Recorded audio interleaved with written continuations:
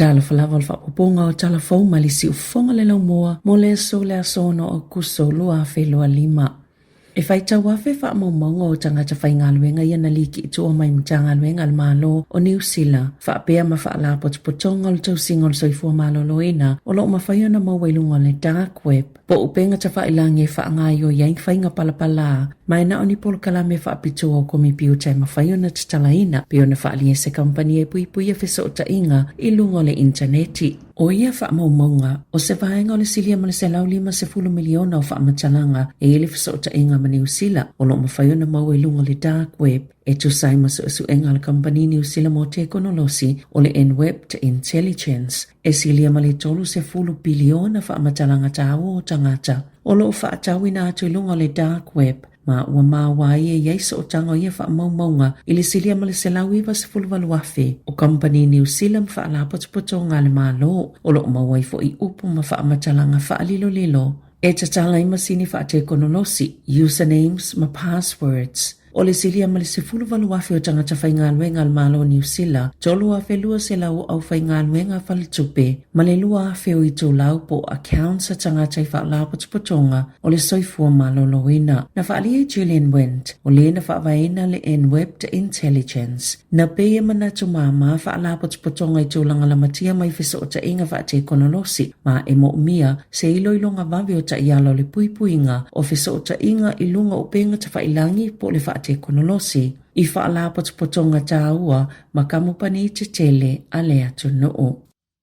Na whaalia nisi o tangata Pasifika e le te tau supermarket au kilani o na loka apa pisupo o se tau mawhai mo umia ina tele tangata atu motu. E ye nisi whale o loa e whaapea uana nā pe teu itua mai whatau whale o loa o na ngau ia. E tele ni pisupo i supermarket tele Woolworth i mangele i sasae ma te atatu i sauti. Ua ave ese mai whatau lo whaatau atu wai e ua teu itua walata i le valu tāla le tau le apa pisupo le taiminei. Na whaalia le Woolworths New Zealand le ana le Countdown ua mafua le whainga o na ole ngā uia o lea o loa ai e fia whailo atu i a lātou tangata whaatau o lo o tele lava le piso polo o maua i a lātou supermarketi o le lua tau sangata luai sa tau mawhai malo se lava le kampani e whaieni polo kalame whaititia i le ngaoi ma whaale lea i fo ile saunga le mua tangata whainga luenga. Whaapea tangata whaatau i te tono whane o loa na sia sile vaenga Pasifika le leitio New Zealand i le Woolworths mangele sae matala noa i tangata whaatau o le tala se tasiti na e le te tauna whaialea ngā yoinga o le nana pe teu i tua pi supo o le tūlanga le naolo o tupu i te atatu o na lo ave whaanga o i nisi talu wai le taunga tā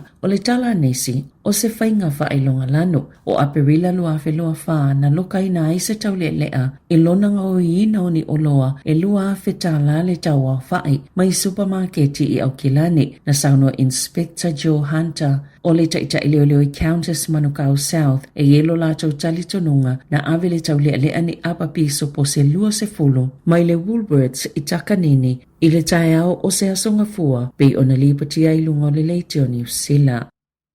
Ua ia nei se lapata inga mo fo mai ina ia mātaala mo tangata ye aunga po whailonga wa ai o le dengue fever po le fever po na iwi o na usi itia le numero tangata ya awhiai i te tono New Zealand na sauno Dr. Sharon Syme o le Public Health Service o lo omoli mawina fo ili si itia o le numero tangata ya awhia le fever po na iwi o e na toi taliu mai i atono ui fafo o le taimi mo mole talu mai le lata ili se fulu tau sanga watua nai ua matua pepese le dengue fever ili Pasifika ai mai se lava i Samoa. E to olua se lau malewalu tangata o wha mawina na awhia le wha mai tutono New Zealand ili tau sanga e o mai ili taimi nei. Mai lea au wha inga e to se lau male tolu na wha mawina i au kilani ili tau sanga nei. O le tōtele o tangata e le eini au ngapio na sauno Dr. Syme ma a tono e la ititi fo le numera le ua lātou wha mawina na i lo le numera sao o tangata o loo a awhia. E le eini nā mui New Zealand ma whaian whepasia i solo le wha mai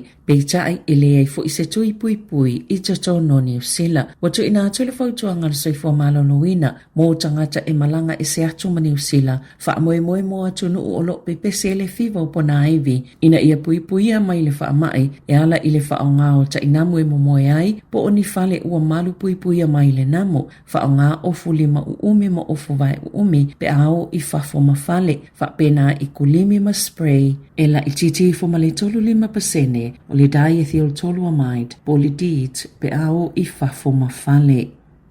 O le umole ola le pepe lua maasina o na e wha se fulu toluina le mawalu ngāto le fua le vaila au motonga fitinga na ave iai. O se whaafita au li ua matua o ngaunga tele pe ona sauno le pule sili o le societe o fale talavai. Na whaalia le le teo New Zealand o Bellamia Arwen Dungan na umalo na ola le whale mai o tamaiti le Starship e le aso se fulu iwa i ulai. Na fua ia le whale talavai I mana wato le tele o le vaila au e titauna ave I se tangata matua o le phosphate na mau e le suenga ua ova le vaila au I le pepe. Na maa foi ona vawe whaia se suenga le matanga alwenga o le saifua malolo ina. Masa sia I fo I le met safe le fale talavai na ia mautinoa e saunga le mo le toi whaawa upeo ana ngā luenga. Na whaalia le Pharmacy Council lea fo ina whaila na suenga ua maneno lava o se sasi te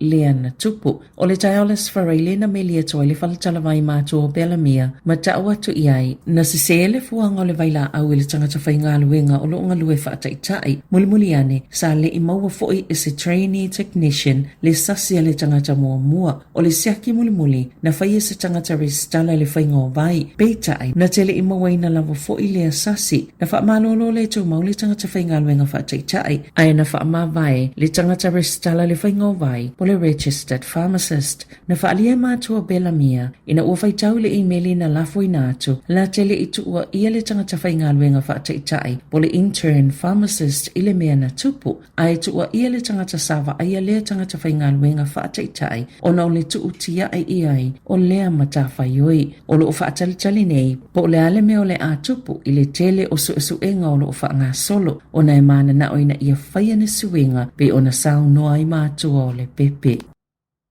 Na whaalia le maenga le Earth Sciences o lo lato matai tuina le leini mafui e o lo lulu I le tala whātai sa sae o le vaenga pito I lalo le moto I mātu I le neiva yaso. E tolu sifulfale o whainga ni mafui e na whaamawina sa lulu I sisifo o Castle Points I aso I fitu ua tuana I atu. Ma o le mafui e pito malosi e whātai si malelua a e to sa malelua se fulu kilomita le loloto. Na whaalia Sam Taylor Oxford o se sui o le vaenga o lo matai tuina mafui e sa o lato va ai I le ngā solonga o le lulua I o ia mafui e peitai e le whaapea ua tau mai ai ua whaatoputopula ia le avanoa e ono lulua I se mafui e te le.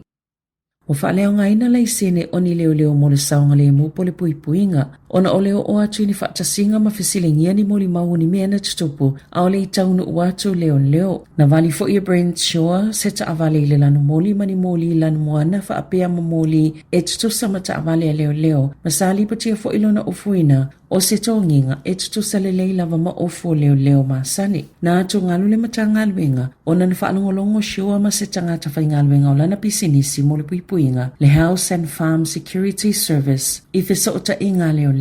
Malisi ilalo ni whaatasinga e o atu iai pe ai ni whaafitau le tutupu ai ofu la of tonginga ma o atu ni ta avale o atu si ni whaailoilo. O na o leo whaamatalanga mai tangata na o fia ia whaafitau li au le I taunu o atu leo. Safa yese whaaseale o leo le pulenga o lai sene mo au o nanga whaatau ma oti o le puipuinga le na whamalei loilonga o whaaseale winga I lai sene o leo mo le saung le mo po security cards. E iei certificates of approval mo shioa malona to aloa e ngā lulu e ai oni security cards peitai e le ai se lai sene whaangalue inai la la ua lava pisinesi o nei le ngā whatia ina tau e tutongi I le tau sanga e le ngā tala na whaalea o ngā ina lo la lai sene oni security cards e na whaasala ina fui I le valu se lau tā la. Sa faalia leo lau hat na o lato mawaina le tino maliu stangata maulu le ana le loi lauri pei. O le tae wana nafi petu so le tu la sfulmal tasi na vala awai leo ina ua le toi fu iane le tangata i le taimi sa titau na toi tali wane ai na su e uma le vaenga i le au maulu leo i New Zealand ma mawai le tino maliu petu so le lima i le afiafia na nafi watu ina atu i le lango mo lona a inga. Tala fawia malisi ufonga le lau mua mo le nei vaenga o le tae au.